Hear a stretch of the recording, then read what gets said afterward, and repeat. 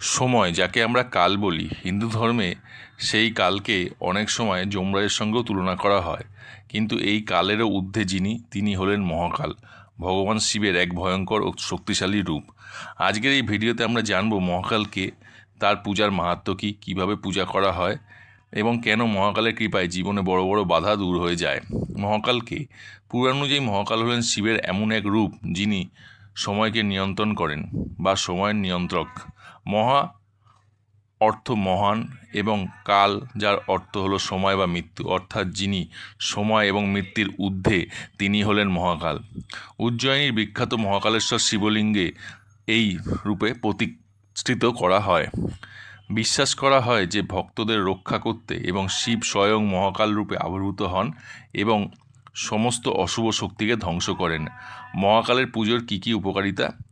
অকাল মৃত্যু ও দুর্ঘটনার ভয় থেকে রক্ষা পাওয়া যায়, শত্রু ও নেগেটিভ এনার্জি দূর হয়, জীবনে বড় বাধা ও বিপদ কেটে যায়, মানসিক শক্তি ও সাহস বৃদ্ধি পায়, কর্মজীবন ও আর্থিক স্থিতি উন্নত হয়, পাপ ক্ষয় হয় এবং আধ্যাত্মিক উন্নতি হয়। কোন কোন বাধা থেকে মুক্তি মেলে? শনি, রাহু, কেতুর কুপ্রভাব থেকে মুক্তি মেলে, অশুভ শক্তি বা নরদোষ থেকে মুক্তি মেলে, জীবনে বারবার ব্যর্থতার থেকে মুক্তি মেলে, হঠাৎ সমস্যা এবং দুর্ঘটনা বা অসুস্থতা থেকে মুক্তি মেলে। অ্যাস্ট্রোলজিক্যাল ব্যাখ্যা: জ্যোতিষমতে মহাকালের পুজো করলে বিশেষ করে শনি, রাহু, কেতু শান্ত হয়। এই গ্রহগুলির খারাপ প্রভাব কমে গেলে জীবনের স্থিতিশীলতা এবং সাফল্য আসে। সামাজিক ব্যাখ্যা: মহাকাল পূজা মানুষকে সময়ের মূল্য শেখায়, নিয়মিত শৃঙ্খলা ও ধৈর্যের মাধ্যমে জীবনের সমস্যার মোকাবিলা করার শক্তি দেয়। এটি মানসিকভাবে মানুষকে শক্তিশালী করে তোলে। মহাকালের পুজোর নিয়ম: ভোরবেলায় বা মধ্যরাতে স্থান পরিষ্কার পরিচ্ছন্ন করে পুজো করতে হয়।